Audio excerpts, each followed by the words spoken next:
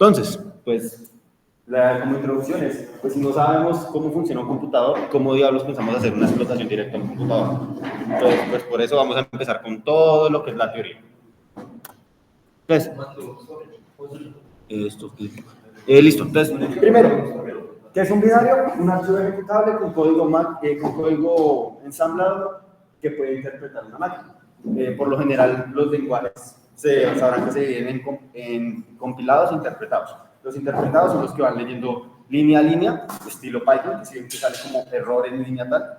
Por lo general, los que se generan en binarios son los que son compilados, es decir, C, Go, C Sharp, Rust, C++.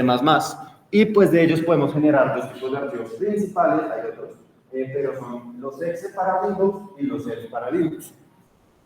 Pues que si en algún momento alguno le intentaba hacer un cat a un archivo de esos, pues le ha salido basura, básicamente, que no podemos leer. Entonces, vamos a entender qué es la arquitectura, que es un x86 y un x64. Las arquitecturas de x86 son un poco más viejitas y son la espacio, de la cantidad de espacio, una posición en memoria para poder referenciarse, o sea, el tamaño de la dirección. No hay marcador, nadie tiene un marcador para... ¿Alguien puede pedir uno? ¿Dónde, Checho?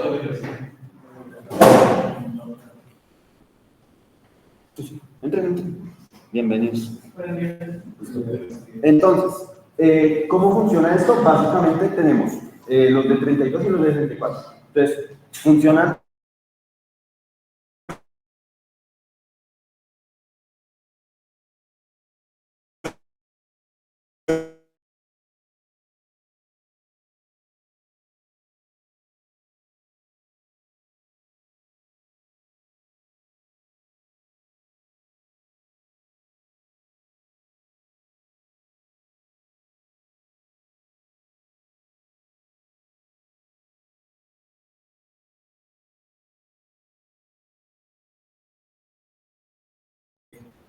Esto me hace referencia a estas, digamos por así decirlo, estas 8 posiciones en binario. Digamos, aquí puede ir un 0, un 0 y un 1. Entonces esto me daría un 1 en esta posición. Este 2 que se encuentra acá me representa un 0, un 0.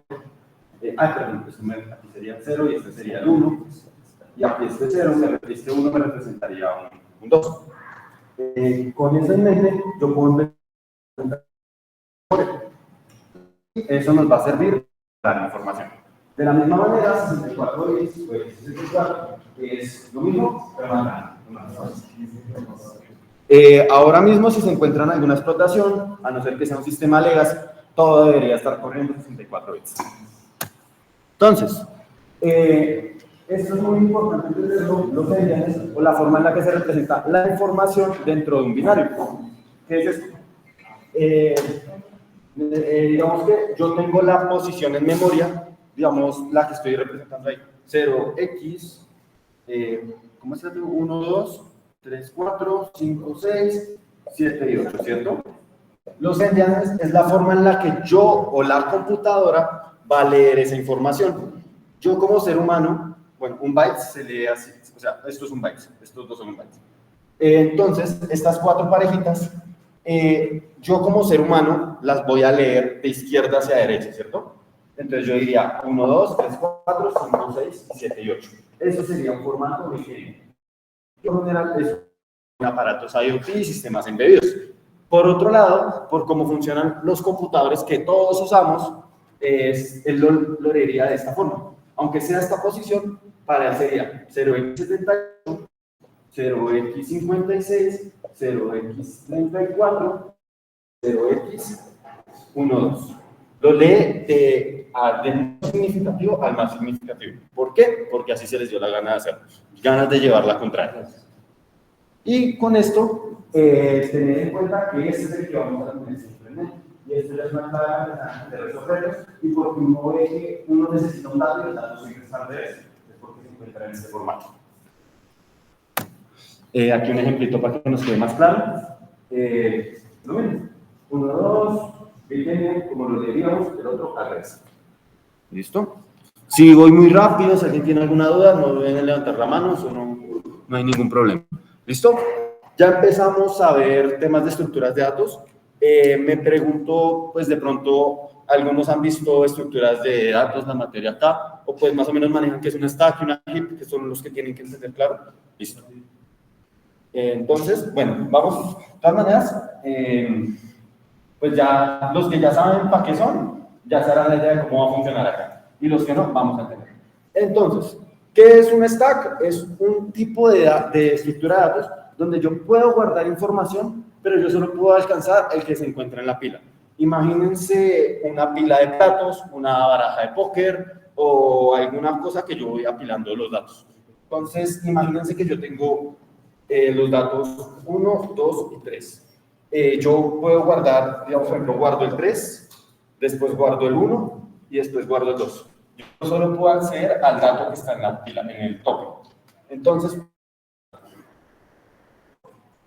puedo llegar al 1 porque entonces solo puedo hacer dos acciones en este punto, bueno, 3. Consultar qué dato hay acá, meter otro dato acá o eliminar este y que este se convierta en la pila en el tope de la pila, para que así yo pueda llegar. Y el otro dato importante que tenemos que tener es la base de la stack. Entonces, aunque con un funcionamiento, pues, entre comillas, simple, esa es la base de cómo funciona una variable en un computador.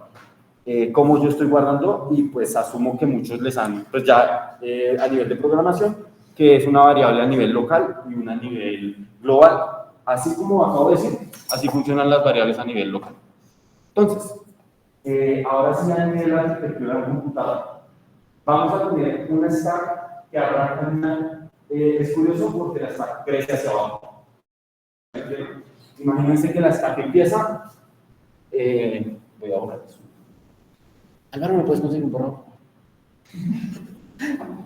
Entonces, imagínense que la stack empieza en la posición 0. También esto es clave para los retos. Muchas veces ustedes van a ver que empiezan la stack empieza en posiciones muy altas, estilo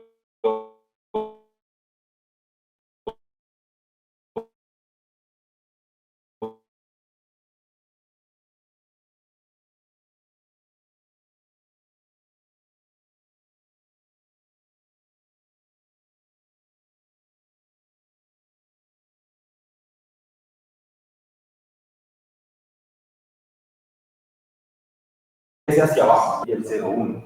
Y así empieza a bajar. Entonces, esta es la forma en la que la acabo de dibujar, que se lo tienen que empezar a imaginar, porque los dibujos en internet, por lo general, la stack va hacia arriba, pero crece hacia abajo. Entonces, uno tiene que imaginar la stack acá arriba y que empieza a bajar. Entonces, con ese pequeño diseño en mente, y ahora eso ya se parece más a lo que yo tengo acá, ya vamos a tocar que es un registro, pero quédense en mente que hay registros que tengo que tener en clave, que entonces son el EBP. Ahorita les explico la nomenclatura y qué significa esto, pero ustedes de pronto habrán visto RBP o BP nomás, eso representa algo, esta E, pues tengámosla como el ejemplo que está allí. Y tenemos el ESP. Como nosotros como hackers, esta es nuestra meta, este es nuestro gol. Entonces, ¿qué pasa? El EBP es esta, es la base de la stack, para que el computador sepa en dónde tiene que buscar los datos o por dónde van a estar los datos. Es solo un marco de referencia y nunca lo vamos a poder tocar. Pero el EBP es este puntero. Bueno, pregunta, ¿todos saben qué es un puntero? ¿Sí? ¿Alguien no sabe qué es un puntero? Un puntero, ¿no? Listo. Un puntero es una flecha o una forma de apuntar a una posición en memoria exacta.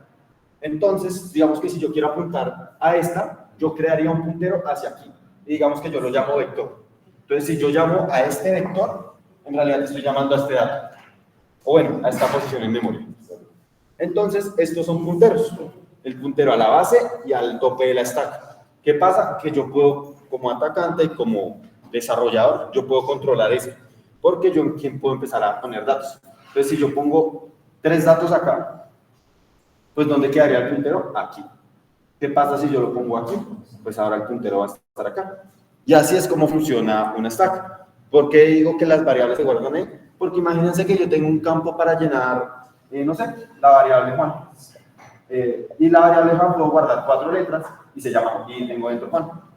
Pues voy a guardar Juan. ¿Cómo funciona? ¿Por qué es clave las palabras o las letras? Porque en C, yo al crear un arreglo tengo que definir el tamaño del arreglo, o eso de que los caracteres son una posición en un arreglo, porque un carácter es un byte, el tamaño. Y esta es nuestra unidad de información para poder realizar las explotaciones y guardar datos. Entonces, ¿cómo va a funcionar la stack? Que aquí va a quedar la J, aquí va a quedar la U, y aquí va a quedar la A, y aquí va a quedar la E. Y aquí va bajando, guardando información. Digamos que son muy a grandes rasgos, va a ser algo así. Entonces, ahora esta, solo para que la entiendan, pero estas explotaciones de heap son las más complicadas de hacer, porque ya no funciona, olvidé un dato, la stack es una posición de memoria, imagínense un arreglo, que si yo defino un valor, digamos, de 30, yo no lo puedo modificar. Entonces, por eso es que Python no es vulnerable a este tipo de ataques, porque en Python yo solo creo un arreglo y eso se va creciendo y se va creciendo, y como funciona por debajo es que el tamaño se va duplicando cada vez que pasa un límite. Aquí no, aquí son 30 y 30 es lo máximo que puedo poner. En heap, un heap es las posiciones de memoria dinámicas o lo que vendríamos a llamar un vector. Pues si lo conocen de esta forma, ya saben que el vector lo que hace es, a medida que yo necesito, yo paso un límite, lo que él hace es seguir creciendo y seguir creciendo hasta que yo ya no tengo más espacio para la información. Entonces, ¿cómo funciona el heap? El heap sí funciona como, por así decirlo, como funcionaría para nosotros. Empiezo en una posición bajita, digamos, no sé, la 0A, y subo hasta la FF. Que bueno, eso no puede pasar porque no se puede realizar una colisión de, digamos, de la F. No podría llegar hasta la F porque en la F ya está la stack, pero pues sí va a crecer. Y cada vez que necesite más información, voy a poder guardar más datos. Y aquí se aloja todo lo que esté relacionado con posiciones dinámicas. ¿La vamos a tocar hoy? No. Pues tranquilo, solo para que tengan una idea por si les mencionan el heap, pues ya saben qué es. Entonces, ¿por qué les preguntaba que si sabían assembly o que si lo habían visto? Porque todas estas explotaciones, o hay de dos, o tenemos que inyectar directamente código assembly, o tenemos que conseguir el binario, y el binario no lo podemos leer, así que tenemos que pasarlo a assembly para poder leerlo. En muy pocos casos nos van a dar el código fuente. No es tan mal. Entonces, ¿qué es assembly? Es un lenguaje de programación de bajo nivel que se puede utilizar para que las personas puedan hacer algo lo suficientemente bajo para que la máquina lo entienda, pero lo suficientemente alto para que yo lo pueda escribir. Porque el paso que sigue en esto, pues asumo que pronto ya lo han visto, es lenguajes de alto nivel, alto, de bajo, y sigue el lenguaje máquina. Digamos que yo lenguaje máquina, eso es horrible, ¿no? Pero entonces los manes hace muchos años llegaron y dijeron, pues queremos algo que sirva para las dos cosas. Y ahí fue cuando se creó Assembly. Entonces, digamos que aquí podría poner C, Python y cualquier lenguaje popular. Aquí Assembly y aquí máquina. Pues los que ya vieron esa materia saben que esa parte es un infierno. Entonces, ¿qué características tiene Assembly que nos permite trabajar directamente con las posiciones, los registros que tiene la CPU? Y con eso en mente, hacer operaciones básicas, sumar, restar, dividir, multiplicar, mover, llevar y leer. Y a partir de eso es que se crea toda la lógica de cómo funciona nuestro computador. Entonces, listo. Llegamos al tema de los registros. ¿Qué es un registro? Bueno, ahí puse una descripción bonita, pero básicamente es una cajita que guarda una información. ¿Qué vendría a ser eso? Una variable. Son las variables de bajo nivel. ¿Y por qué son importantes? Porque son la clave para que nosotros podamos trabajar. No podemos utilizar otro tipo de información. Las funciones en Assembly son algo maluquitas de utilizar, entonces trabajamos a punta de registros. Tenemos dos tipos de registros. Los de propósito general, o sea, sirven para lo que sea. Sirven como una variable, sirven como sí, básicamente variables para almacenar datos. Entonces, las habituales X, X, SX. Y aquí es donde yo les voy el tema de la nomenclatura, que ya lo vamos a ver. RAX, RBX, RCX. Espero que se den cuenta de qué pasa. Entonces, estas son las que funcionan como variables. Y por otro tenemos los registros de propósito especial, que es un registro de propósito especial que solo nos sirve para una función específica y no lo podemos tocar, y si lo tocamos o pasa algo muy bueno para nosotros o rompemos eso. Entonces tenemos el que les mencioné ahorita, que es el EBP. El EBP, que es el de la base stack, basic pointer, y este es el nomenclatura. El otro que tenemos es el RCP o EBP, que es stack pointer, que es a donde está apuntando nuestra stack. Y el goal, o donde nosotros queremos control, es el EIP o el RIP. ¿Qué es eso? Es el instruction, o lo que significaría cuál es la siguiente instrucción que va a ejecutar la máquina. Al poder tomar control de ese, básicamente vamos a comprometer el dispositivo y a partir de ahí es que podemos hacer ataques a ensamblados. Entonces, tenemos registros. Pues uno a lo largo de uno cuando trabaja mucho con esto, se los aprende. Pero entonces, tenemos 32, 64, 32, 16, 8, pero entonces estos 8 son la parte alta y la parte baja del 16. Y a su vez, los 16 son la parte baja del 32. Y el 32, la parte baja del 64. O sea, imagínense que yo tengo, voy a hacer el ejemplo con el de 16. 1, 2, 3, 4, 5, 6, 7, 8, 9, 10, 11, 12, 13, 14, 15 y 16. ¿Cómo funciona esto? Como estamos trabajando algo a un nivel muy bajito, en realidad la computadora necesita almacenar mucho espacio, reducir el espacio de la forma lo más posible, porque es un microprocesador. Entonces, ¿qué hace? Él en realidad solo tiene una variable, RAS. ¿Qué hace él para entender qué está sucediendo? Él coge y la divide. Entonces, imaginémonos que vamos a hacer el con el chico. Nuestro procesador de 16 bits, pero yo necesito solo 8, los 8 primeros. Pues, ¿qué haría? Yo definiría que voy a utilizar AL para utilizar estos primeros 3, 6, 8. Listo. Voy a usar AL. Y él, cuando vaya a leer esa instrucción, solo va a tener estos primeros 8 datos. Después, si yo le digo que use AH, pues va a usar estos 8. Si le digo que use 32, entonces va a usar la caja, va a leer la caja completa. Y así es como la CPU optimiza memoria. Y estos, pues si son, estos ya los vamos a tocar, que estos son las llamadas de sistema. Pero entonces son lo mismo. Y pues yo como sé la nomenclatura, R para 64, E para 32, cuando están solos, 16. Y cuando digo A, high y A, low, les estoy tocando. ¿Para qué nos va a servir esto en un caso muy real? Que tengamos un tamaño reducido para hacer que usen donde tengamos un tamaño, restricciones, como estilo, no podemos usar el byte 00 porque se nos rompe, pues usamos el mínimo espacio para que utilice tamaños diferentes. Eso ya lo vamos a ver, pero pues en algunos casos. Entonces, ¿yo qué comandos puedo utilizar en Assembly? Puedo usar mover, mov, del mover, entonces, que mueva de B a A. Tengo A, que es añada a A lo que está en B. Y es importante aclarar, lo que está en esta parte, el que está en ese, es donde va a crear la información. Entonces, a B le sumo A, que A le sumo B, a A le sumo B. Esta es una instrucción directamente para manejar la stack. O sea que a la stack añada a X. Entonces, si yo tengo, digamos, acá BX, aquí añade a X.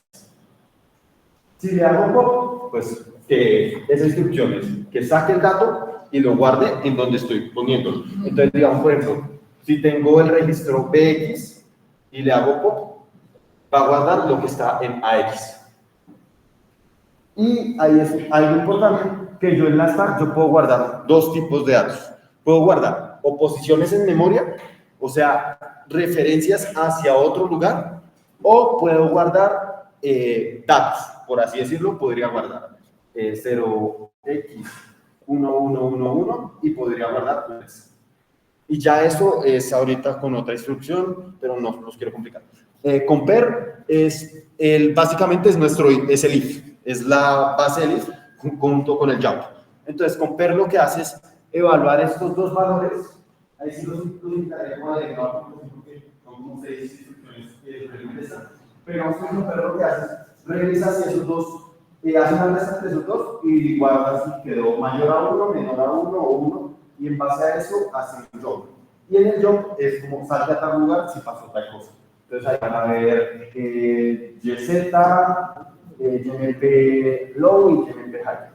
Y pues jump es básicamente un llamado hacia alguien. Entonces, si yo quiero llegar, que mi código llegue directamente hacia algún lugar, pues voy a llevarlo hacia este punto. Entonces, digamos, si yo hago un YMP 0x777, va a saltar hacia este punto. También es clave para los ataques.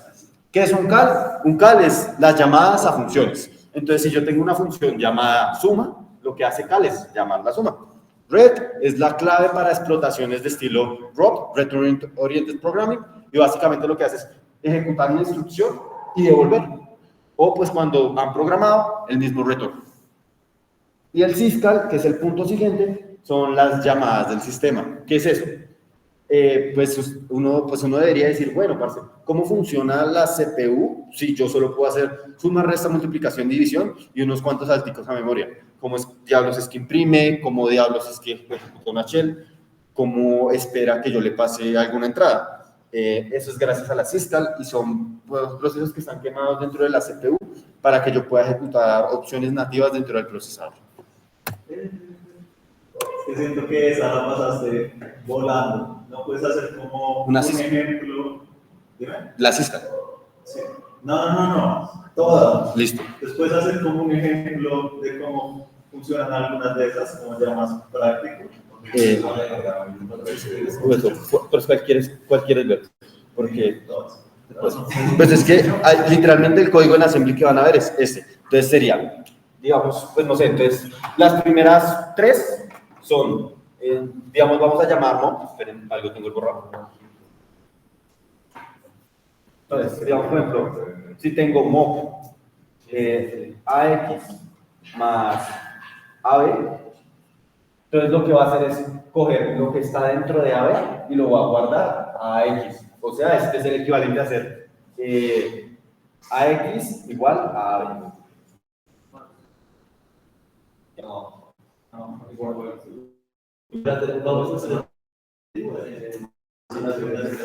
El que pasa, Maika, si quieres hacerlo, pues te la gana.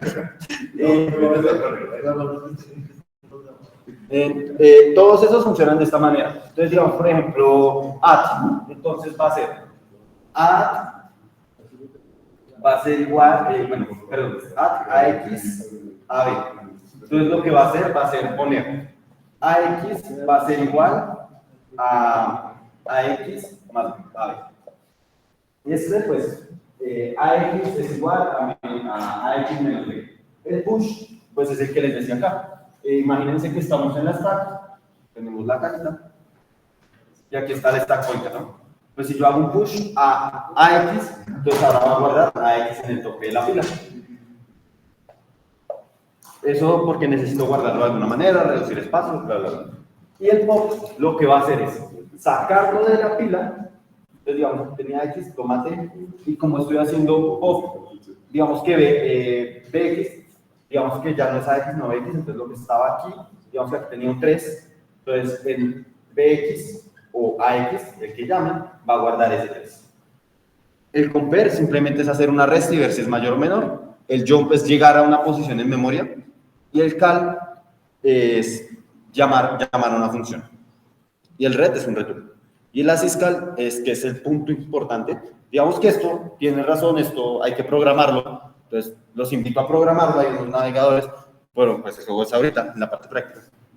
Digamos, saltar memoria dentro del propio stack o puedes saltar a cualquier dirección. A cualquier lugar. Dentro del programa. Ok.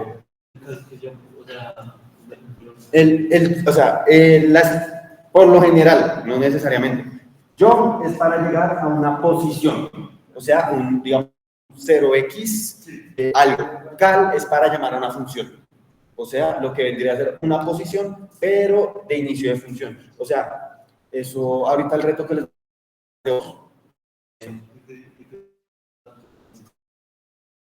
¿la qué? La syscall te permite hacer llamadas del sistema, imprimir, leer, Es una función. Entonces, digamos que tú tienes una función llamada suma, que suma llama a más b. ¿Sí? Tú con jump podrías llegar acá si conoces el nombre, el valor de la posición en memoria de la esta. Con cal, sí le puedes pasar o el valor en la posición de memoria o le puedes pasar directamente suma, en sum. Entonces tú harías un cal sum. O el equivalente, digamos, en Python, sum, así. Eso es básicamente el cal y el ret. Entonces, ¿cuándo se utiliza el jump? Cuando yo asumo, aquí hay un if, y está revisando que yo tengo un token válido, ¿cierto? Pues si yo le hiciera un cal a sum, pasaría por esta lógica, ¿no? El jump me permitiría llamar a esta posición y llegar exactamente acá. Esa es la diferencia entre cal y jump. Entonces, ¿qué es una función? Es un bloque de código independiente y reutilizable que se utiliza en una tarea específica dentro de un programa. Entonces, pues la idea es una función, pues ya, espero que todos sepan que es una función, pero lo importante es entender cómo funciona a nivel de assembly, porque las explotaciones en x64 y en x86 son diferentes. Digamos que en el caso de que la función sea suma y sin parámetros, que yo la haya definido sin parámetros, ese es nuestro caso más maravilloso, porque para los dos funciona igual. Cuando tiene, digamos, por ejemplo, sum, y aquí espera un entero A, y aquí un entero B, ya se empieza a volver más complicado. ¿Por qué estoy haciendo tanto énfasis en esto? Porque esta es la explotación de, digamos que es el hola mundo del pound. Llegar a una función donde no debería estar. Un flow execution hijacking, o mejor conocido como un red to win. Pero entonces ya vamos a eso. Entonces, ¿cómo funcionan las llamadas en la Syscall, en x86? Hasta ahí todos vamos bien, que aquí ya nos vamos a empezar a poner un poquito más técnicos. Entonces, vamos a empezar a leer así. Entonces, ¿cómo funciona esto? Entonces, intentas hacer un entero suma, ¿cómo lo traducirías a hacer? Haces un push del dato 1, un push del dato 2 y haces una llamada a la función. Y lo que va a hacer cuando llegue a este punto es revisar qué hay en la stack, en la posición más básica. Entonces vamos a dibujarlo. Entonces imagínense que la stack estaba vacía, guardé, hice push 5 y push 3. Y cuando llegué a la función, entonces llegué a sum, lo que hace el compilador es revisar, bueno, ¿qué está en la posición más alta para definir el más lejano? Lo saca, entonces sabemos que B va a ser igual a 3, después explotamos el 5 y sabemos que A va a ser igual a 5. Entonces, bueno, olvidé un punto importante. Cuando yo hago un return de un valor, yo hago, digamos, cuando return, digamos, no sé, devuelvo a X o devuelvo un 3, cuando devolvemos este valor, ese dato siempre va a quedar en R a X o en E a X. Este es nuestro donde va a guardar la información, porque así es que vamos a utilizar las Syscalls. ¿Listo? Sí, ahí se guarda. Entonces, entender esto antes de hacer Syscalls es importantísimo. ¿Cómo funciona en x64? Ellos utilizan, digamos que esto es un poquito más fácil si existen las instrucciones pero cuando vamos a la explotación. Entonces, ¿cómo funciona?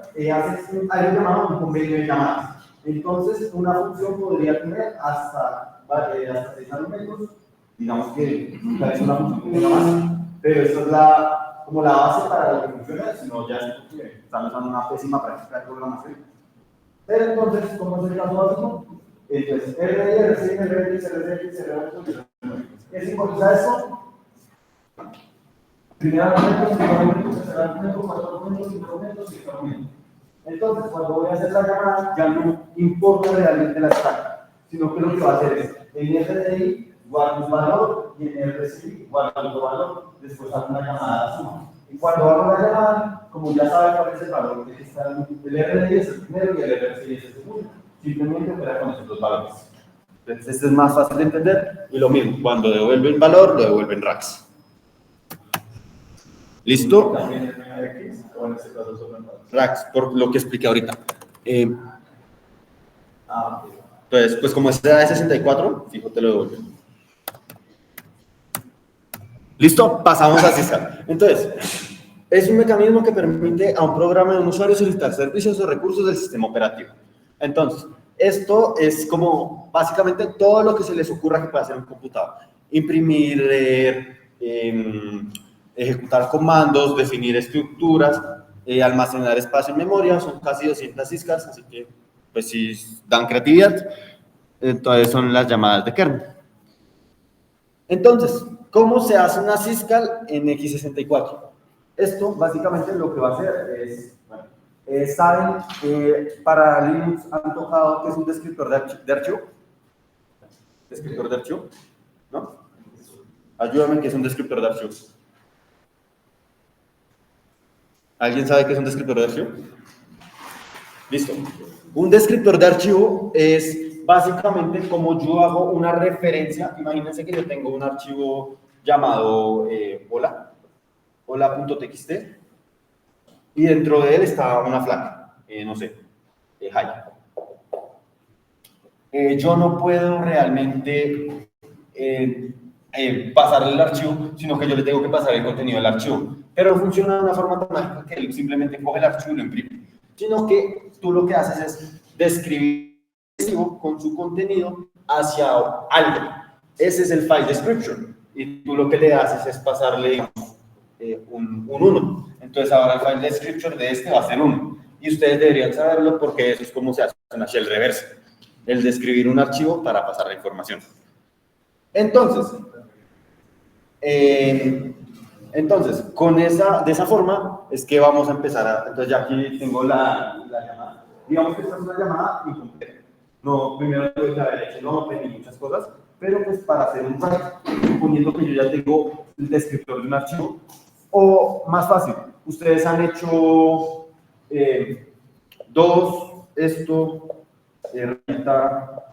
null, está escribiendo la salida de este archivo para que le envíe el error, lo envía al dev null.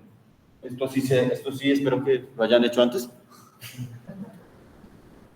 Entonces, con eso en mente, ¿qué está haciendo acá? Está definiendo NAX, por eso es tan importante, porque aquí van a usar cambio, en x64 cambio. Ya no son las llamadas de argumentos que mencioné ahorita, sino que entonces, primer argumento de la cesta, x, sx, x, sy, y y en donde queda el número de la cesta que voy a llamar, el AX. Entonces, ¿esto cómo se traduciría? Quiero hacer la llamada, la cesta guardo. Entonces lo guardo en AX. Después, los parámetros que necesito para la información. Entonces, el descriptor del archivo, o sea, la salida, donde se encuentra el mensaje, el largo del mensaje y la interrupción para que llame a la cista. Entonces, interrupción 0x80. Si se hacen otras, pues van a generar errores. Entonces, digamos que esto es una llamada. Ahorita vamos a tocar una muy específica que es la que me permite a mí como atacante generar una shell.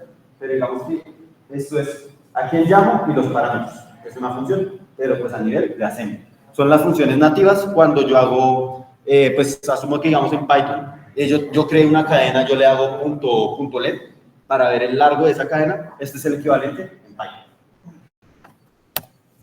Como puntuales. ¿Listo? Pasamos a la Ciscal en x64. Funcionan básicamente igual. Entonces ahora, ¿dónde tengo que guardar el dato? La llamada de la Ciscal en RAID. ¿Y dónde van a ir los argumentos? Esto uno nunca se lo va a saber de memoria, entonces uno ¿qué hace? Ahorita les paso una página que vamos a de solucionar todo eso. Entonces, y yo qué tengo RAS para saber cuál voy a llamar la Ciscal 1. ¿Cuál voy a el descriptor del archivo? Quiero que me quede la salida. el mensaje, el dato, la dirección donde se encuentra el mensaje, y el link para el largo del mensaje. Y con eso puedo hacer una system. Entonces, ven que aquí ya cambió, ya para x64 inventaron un comando llamado system, una instrucción en assembly. Antes era una interrupción que me generaba un error. Cuenta.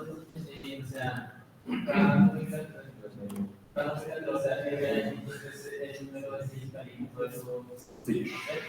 O sea, espérate. Digamos que RDI ya pasamos a eso porque no sé, depende de la cita. Entonces, digamos, hay citas que te piden solo un comando, y el comando tiene que ser identificado por algún otro lado. Entonces, ese es el punto que sigue. Yo, ¿cómo diablos me aprendo 200 ciscas de memoria? Nadie se las sabe de memoria. Existen webs como esta, ya vamos acá, en donde yo necesito hacer algo. Entonces, aquí me dicen, ¿cuál es el número de la cista? Tal. ¿Qué hace? Escribe. El RAS que tengo que tener, es este mismo uno. El descriptor del archivo, el archivo y el árbol de tamaño. Entonces, vamos a entrar. Cabe aclarar que pues la charla va a estar muy centrada en x64 porque es lo que más sale. Pero suponiendo que no salga, pues ya pueden pasarlo a eso. Entonces, Syscall x64. Es esta web, de hecho esa está muy bonita. Y tiene API, tiene para x64. Entonces, no sé, digamos que yo quiero abrir un archivo, que pues digamos el flujo para abrir un archivo no es solo write, sino que yo tengo que combinar estas tres llamadas. Open, entonces le paso al constructor del archivo, de hecho solo me define para el archivo. Después digo que haga un read para crear el descriptor del archivo que me devolvió este archivo, el largo que voy a leer, y después hago el write, que ya vimos. Entonces, digamos que eso con práctica uno lo va soltando porque ahora es como muy, cojo esto, luego hago esto, luego hago esto. Pero entonces, digamos, por ejemplo, el más fácil, alguno ha explotado, pues, un buffer overflow, pero no a mano, sino que coge un exploit DB, lo corre y me diga qué es la shellcode que tiene, que son como unos numeritos que son en 0x, 0x. ¿No? ¿Sí? Sí, listo. Entonces, a ver, bueno, para darles un ejemplo y que no queden como tan, ¿qué es esto? O si esto sirve para algo, execv x64 shell. Entonces, qué bonita mi universidad. A ver, ¿cuál me dejará entrar? El de saco de robar. Digamos, esta, perfecto. Este execv es una llamada del sistema y lo que está ejecutando es un ls y después muchos parámetros que no les vamos a parar bolas. Entonces, ¿qué está haciendo? Está haciendo, esa es la 18. Entonces, ¿qué está haciendo? Llama a esa función y le está pasando como parámetro el argumento. Entonces, ¿cómo se vería eso a nivel assembly? Hago un mop al RDI de ese dato, al RAX le muevo el 59 o el 3B y hago un syscall. Y eso me generaría una shell. Entonces, esperen, me va a conectar al de la U, a ver si me deja mostrarle.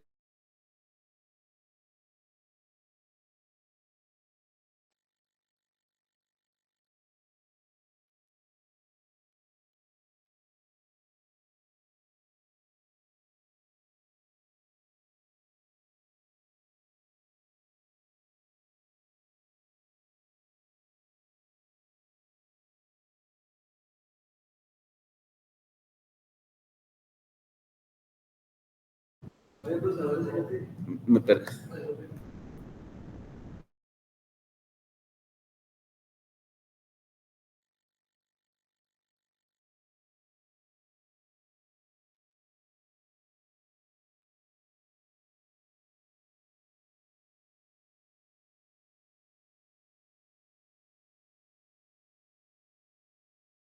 Listo, ahora.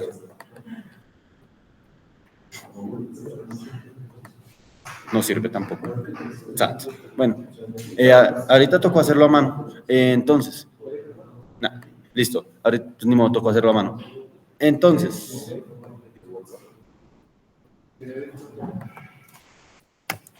listo.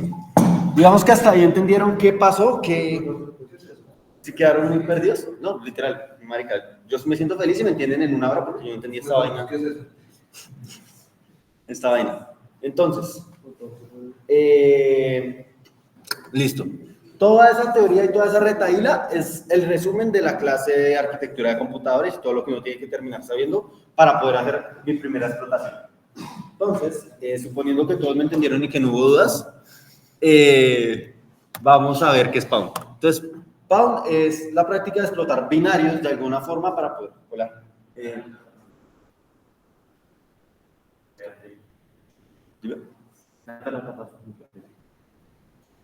Listo. Es la práctica de explotar binarios para poder de alguna forma abusar del sistema.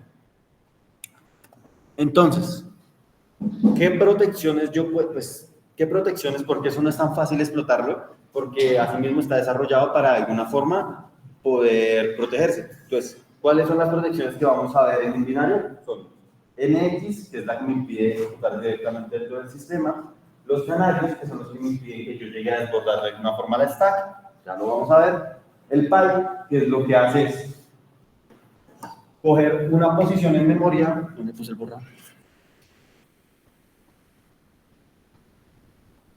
Sé que esto es muy abstracto con lo que estoy diciendo, pero cuando lo hagamos ahorita a mano, pues se va a entender.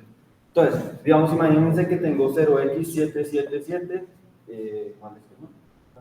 Y está. Y quedan estas últimas tres posiciones. Estas últimas tres posiciones para cada binario, si no tuviera esa protección, digamos que yo hago 1, 2, 3, para el binario, en la siguiente ejecución, va a ser 3, 5, 8.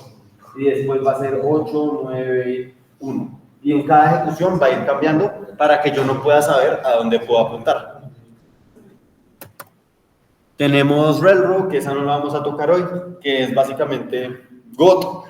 GOT es la offset, no me acuerdo qué significa la G, pero es offset table, son donde se encuentran las posiciones en C, por así decirlo. Entonces, imagínense que ustedes hacen una llamada nativa de C, digamos write o read, el printf, ahí están llamadas. De alguna forma nosotros podemos sobreescribir esas posiciones para cambiarlo. Si tiene el railroad, no podemos.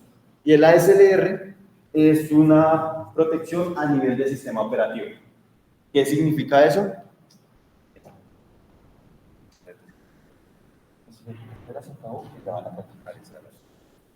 No te puedo poner en serio.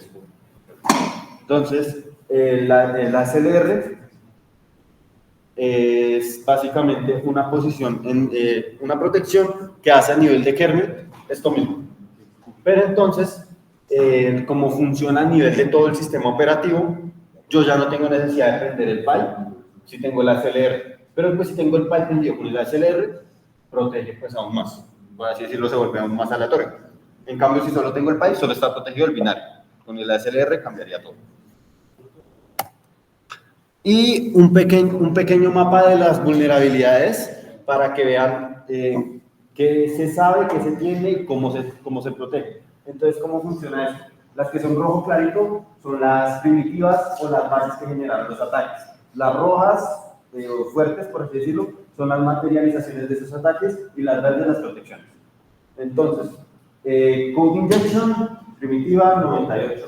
Stack Smashing o un bug básico, 97. Aquí nace la protección de esta, 10 años después. La materialización de esta, un año después, la protección nace, 2 años después de esta. Ataques ágil, nace ya casi unos 10 años después de que se descubren las primeras vulnerabilidades, así mismo las protecciones. Formas de stream no las vamos a tocar hoy, pero esa es otra primitiva que hay que saber explotar, porque es la base que te permite hacer todas las sobreescrituras de memoria. Pues fuera de las capas. Tenemos, y ya después empezamos, soluciones formas var, ASLR, líquidos de información, que los líquidos de información son a partir de formas de streams, y tenemos la protección de información. Entonces, pues ahí ven que son cosas del 2003, hoy vamos a explotar cosas del 98, ustedes dirán, bueno, eso está re viejo, sí, está re viejo, y aún así se puede explotar. Eso es lo que sale en certificaciones del estilo OSEP. En la SPPT de la explotación es un stack smashing de hace más de 20 años, pero para Windows. Entonces, luego que sale, Heap Spring, este no lo estoy explotando, no sé, el CDF, hola, Y la que actualmente sí se explota y hay que saber explotar, Return Oriented Programming, que es el ROP. Entonces, ese no lo tocamos porque es un poquito más avanzado, pero si ustedes se ponen a ver programas de Ubuntu y de cosas de Pound, la mayoría de explotaciones son ROP. Y como pueden ver, está en color clarito, porque esta es la primicia de estas 4 siguientes. Trabajo orientado a la programación, lo que es dedicado a la programación. Después van las protecciones hacia estas 3 respectivamente, y después los solo en ejecución. 2013. Y continúa, y no puse los demás porque ya era salirnos un poquito del scope. ¿Listo? Cuéntame. Pero se puede decir que todos los lenguajes modernos a nivel de compilación ya traen esas protecciones integradas. No. Primero, pues tienen que ser, eso está claro, lenguajes de compilación, porque si no, no se puede hacer la explotación. Listo. No, porque las cosas están mal hechas. Cosas como Rust sí te tiene esas protecciones, Go te maneja esas protecciones, pero a su vez puedes hacer vulnerabilidades de sume 1 más 9.999 y llega a -1. Entonces, aunque están hechos para ser seguros, tienen siempre sus errores. Obviamente C, lo que C y C++, tienen todas estas vulnerabilidades y todo el momento en que compiles el código, él te dice, es vulnerable a esto. O sea, le da el mensaje, pero si uno no le para bolas, eso sigue ahí error. Y el compilador sabe o te dice, digamos, estás usando una función que es vulnerable a un buffer overflow. Entonces, ¿qué necesitamos? Necesitamos GDB, que es el debugger para ver qué está pasando con el código directamente. UPX entra como para empaquetar ofrecer protecciones. Eso es para reverse. Bueno, respecto a lo que me acaba de preguntar, UPX es una forma en la que imagínense que yo tengo, no sé, el binario, ¿no? Es una forma de dificultar que yo como atacante pueda leerlo. Entonces, lo que hace es meter una cajita adicional para que no lo pueda ver. Entonces, no tiene el compilador sigue funcionando igual. Entonces, GDB, que es lo que me permite ejecutar pasito a pasito lo que vamos a hacer. Python, necesitamos tener PoundTools descargado porque es la librería que nos permite interactuar directamente con bits. Digamos que en un reto de Pound, el chiste es que yo siempre me voy a tener que conectar de forma remota a un servidor. A mí siempre me van a entregar el binario, casi siempre. De alguna forma el binario, y yo tengo que entender qué está sucediendo acá para poder conectarme acá y realizar la explotación. Y a partir de eso es que se puede hacer el ataque. A veces no es tan mágico que uno dice, no, pues tengo el binario en local, voy a mover alguna cosita acá y esperemos que funcione. No sirve así, sino que tengo que lograr hacer la explotación allá. Necesitamos alguna herramienta para hacer reversing, ya sea AIDA, Gira, Qt, R2, a lo que se acostumbren. Si no toca acostumbrarse, no hay que saber hacer reversing a nivel de alguien que haga reversing, pero sí hay que saber hacer reversing para poder entender el código. Los ojos, porque uno pues, si no veo las cosas, si no me tomo la molestia de analizarlas, no las puedo explotar. Y finalmente, Roper, que es la herramienta que me permite hacer los ROPs. Entonces, creo que aquí ya pasamos a la parte práctica. Entonces, ¿les parece si tomamos un pequeño descansito? Porque ya ahora sí necesito tener Kali, que por favor todos tengan Kali, y les voy a pasar un archivo con los ejercicios que vamos a hacer.